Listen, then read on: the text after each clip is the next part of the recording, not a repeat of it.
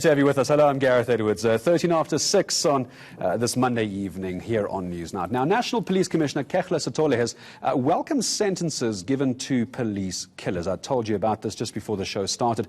To remind you, 9 perpetrators were sentenced to a combined 9 life sentences, while 2 were given a total of 32 years imprisonment.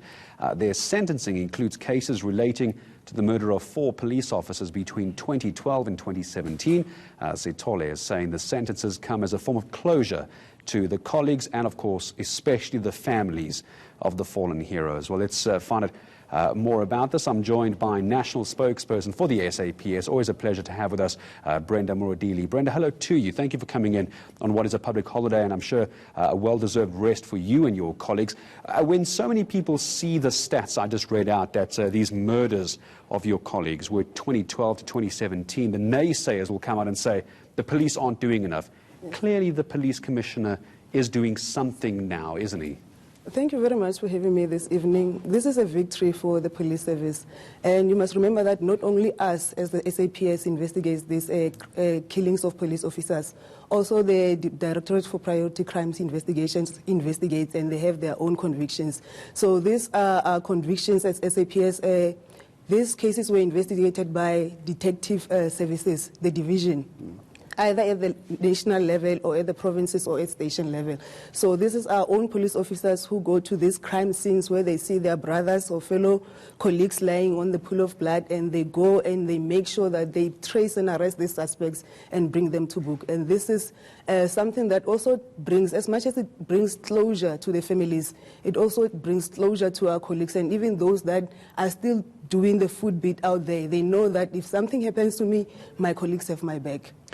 Let's talk a little bit, if you could, about what this means for brand SAPS. As I mentioned to you, so many people think the police merely brush off these crimes against their own as simply part of the job. But that's not true, is it? This is not just a case of seeking justice and recourse for your fallen colleagues. This is also showing the public that the police care not only about the communities, but about yourself, and you can actually do something about it. Yes, you can see one of the examples of those convictions. The incident happened in 2012. It took over 6 years, but with the patience, and like you saw, they went all over the country to make sure that those perpetrators did not get away with even a single crime that they perpetrated against the community also. Because if you remember the scenario with one of the incidents that happened in 2012, a passerby, a motorist, was hijacked. When she resisted, she was killed. And also police were able to retaliate and were able to kill one of the perpetrators. But what this means for us as SAPS is that we want the community to know that we are on the ground. It can take as much as it takes, but eventually, we all say always that the arm of the law is very long. So it's not just delayed justice denied for us. So however long it takes, we will get to the perpetrators, and they will be prosecuted and brought to book. So some of these cases we know relate to violent crime against police officers as well. Obviously we know that there's been violence against female police officers as well. This speaks very much to how the police service is not only trying to clean up its image across the board, but very much focus on any kind of crime or criminality against women in the police force. They're taking this a lot more seriously at the moment. It's certainly what I'm seeing in all the website news articles. Definitely. You know, crimes against women and children are always a priority for SAPS. It's been a priority and when we look at these crimes against women and children, it's not only on the outside of the police. No, we have to know what is happening within and fix within, so that we can be able to go out there united, males and female, women and men in blue. When we do the beat out there, we need to know that our house is clean. We're also taking care of our own to be able to take care of the community out there. Let's talk about the community. So how far does the involvement as far as solving these crimes comes from within the community? Are you finding the trust bridge, the gap of the lack of trust between the community and SAPS is starting to draw closer, and that's why we're seeing more collaboration between the two? If yes, is that helping?